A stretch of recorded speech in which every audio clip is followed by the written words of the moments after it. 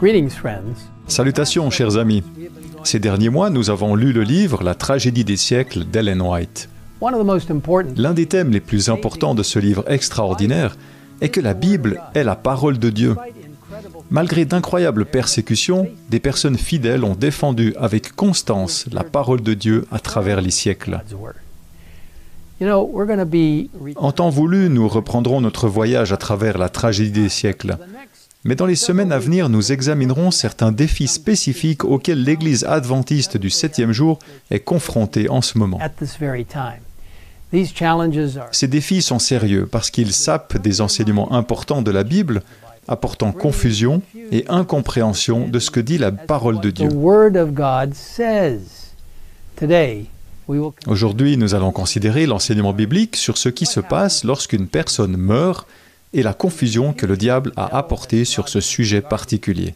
this particular subject. Every year at the time Chaque année, à la fin du mois d'octobre, le 31 octobre et le 1er novembre, des millions de personnes célèbrent des fêtes centrées sur les morts, le spiritisme et l'occultisme. focusing on the dead, on spiritism and the occult. In fact, En réalité, ces célébrations sont même de plus en plus nombreuses. Aux États-Unis, par exemple, la Fédération nationale du commerce de détail estime que les dépenses totales liées à Halloween atteindront en 2023 le chiffre record de 12,2 milliards de dollars, soit une augmentation des ventes de près de 2 milliards de dollars par rapport à l'année dernière. Halloween sales Les ventes d'Halloween comprennent les bonbons, les costumes, les décorations, les fêtes et bien d'autres articles qui mettent l'accent sur le macabre. macabre. In many parts of the world, Dans de nombreuses régions du monde, le jour des morts, ou El Día de Muertos, est célébré d'une manière étrange. in a strange way. During this Au cours de cette fête, les familles construisent des hôtels privés en l'honneur des défunts dans leur maison. their home, these altars Ces hôtels contiennent les aliments et les boissons préférés, ainsi que des photos et des souvenirs du défunt. of the departed. The intent L'objectif est d'encourager les visites des âmes, pour ainsi dire, afin qu'elles entendent les prières et les paroles des vivants qui leur sont adressées. words of the living directed to them. In some Dans countries, certains pays, ces hôtels sont également placés dans des lieux publics, tels que des écoles et des bibliothèques, ou dans des cimetières. and cemeteries. The point is not Il ne s'agit pas seulement d'honorer les morts, mais aussi d'entrer en contact avec les esprits des défunts. departed loved ones. This goes Cela contraste fortement avec les instructions claires données par Dieu dans la Bible. the Bible in Ecclesiastes chapter Ecclésiaste 9, au verset 5, dit « Les vivants, en effet, savent qu'ils mourront, tandis que les morts ne savent plus rien. » nothing. De nombreuses conceptions non bibliques de la vie après la mort sont encouragées. Promoted. L'occultisme et le spiritisme et les influences sataniques sont en augmentation.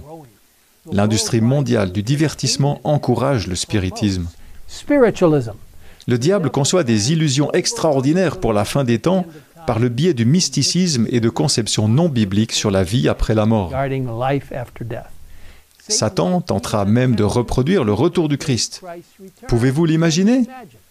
Je vous exhorte à rejeter toute tentative de domination de votre pensée en vous appuyant uniquement sur ce que vous lisez dans la parole de Dieu. In God's word.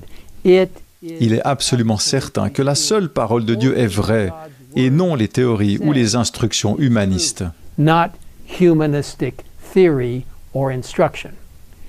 Dans 1 Timothée, au chapitre 6 et verset 16, il nous est clairement dit que Dieu est le seul à posséder l'immortalité, lui qui habite une lumière inaccessible.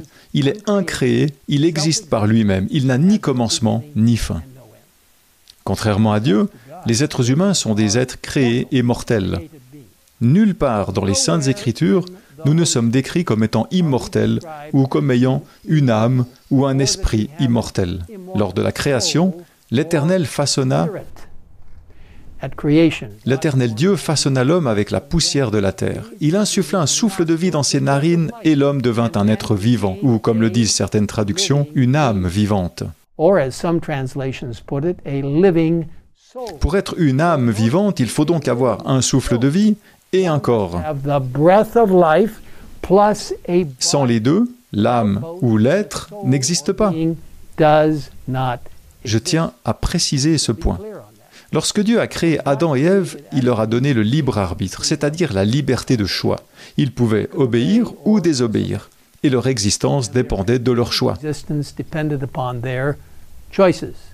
God carefully Dieu a soigneusement expliqué que s'ils mangeaient de l'arbre de la connaissance du bien et du mal, ils mourraient, c'est certain.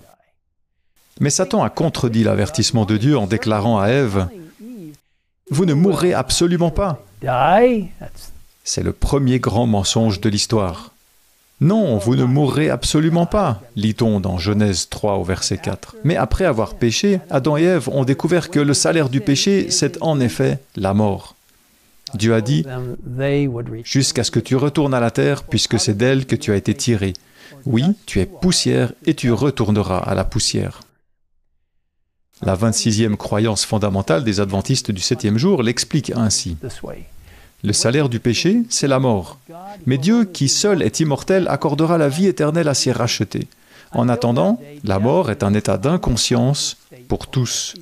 Quand le Christ, qui est notre vie, paraîtra, la seconde résurrection, celle des réprouvés, aura lieu 1000 ans plus tard. 1,000 years later.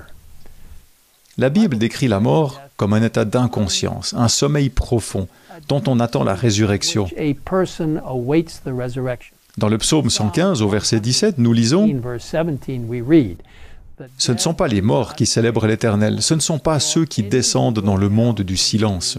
silence. » Jésus a également parlé de la mort comme d'un sommeil. Décrivant l'état de la fille de Jaïrus, qui était morte, le Christ a dit qu'elle dormait. Was sleeping. Parlant de son ami Lazare, Jésus dit à ses disciples To his disciples, « Notre ami Lazare s'est endormi, mais je vais aller le réveiller. I may wake him up. » Ici, le Christ fait référence à la fois à la mort de Lazare et à sa résurrection imminente. The resurrection. Le prophète Daniel parle également de la mort comme d'un sommeil et de la résurrection et du jugement qui suivront. Se référant à la fin des temps, il a écrit « Beaucoup de ceux qui dorment dans la poussière de la terre se réveilleront, Awake. les uns pour la vie éternelle, les autres pour la honte, pour l'horreur éternelle. Lasting contempt. » Lorsque la Bible parle de la mort comme d'un sommeil, elle implique un réveil de ce sommeil, une résurrection. C'est la mort et la résurrection du Christ qui rendent possible notre résurrection. Raised, as Paul points out. Comme le souligne Paul dans 1 Corinthiens au chapitre 15 et versets 20 à 22, qui dit « Mais en réalité, Christ est ressuscité, précédant ainsi ceux qui sont morts. En effet, puisque la mort est venue à travers un homme, c'est aussi à travers un homme qu'est venue la résurrection des morts. Et comme tous meurent en Adam, de même aussi tous revivront en Christ. » So in Christ all shall be made alive. Ellen White donne une description incroyable de la première résurrection lors de la seconde venue de Jésus-Christ. Elle écrit « Au milieu du tremblement de la terre, des éclairs et des coups de tonnerre, la voix du Fils de Dieu appelle les saints endormis. Forth the sleeping saints. Il regarde les tombes des justes, puis, levant les mains vers le ciel, il s'écrie Hands to heaven he cries, « Réveillez-vous, réveillez-vous, vous qui dormez dans la poussière, et levez-vous. » Sur toute la terre, les morts entendront cette voix, et ceux qui l'entendront vivront. They that hear shall live. Mes chers amis, j'espère être parmi les vivants pour voir le retour de Jésus. Et je suis sûr que c'est aussi votre espoir.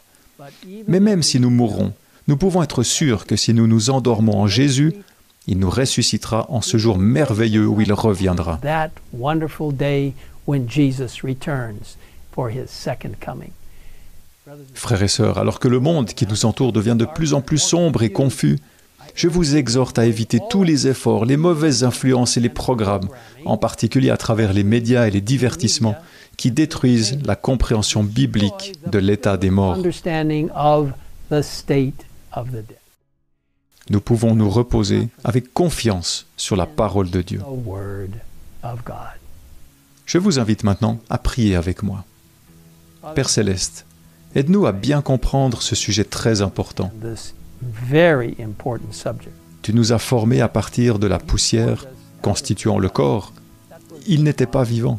It was not living. Tu as ensuite insufflé en nous le souffle de vie, qui est la vie elle-même. life, which is life itself. Et la combinaison du souffle de vie de Dieu et de la poussière a formé ce qui ressemblait à un être humain, qui est ensuite devenu une âme vivante. Became then a living soul. Et lorsque l'un de ces éléments, de ces deux éléments vient à manquer, il n'y a plus d'âme vivante, mais nous reposons en paix, endormis en Jésus. Quietly sleeping in Jesus. Maintenant, Seigneur, bénis-nous et garde-nous à l'abri de toutes sortes d'interprétations erronées et de fausses compréhensions de ce qui constitue vraiment l'état des morts. Understandings as to what truly constitutes the state of the dead. Nous nous remettons entre tes mains. Aide-nous à ne pas nous laisser tromper, mais à rester proches et totalement cohérents avec la parole de Dieu. The Word of God. Merci de nous écouter. Nous te le demandons au nom de Jésus. Amen. Amen.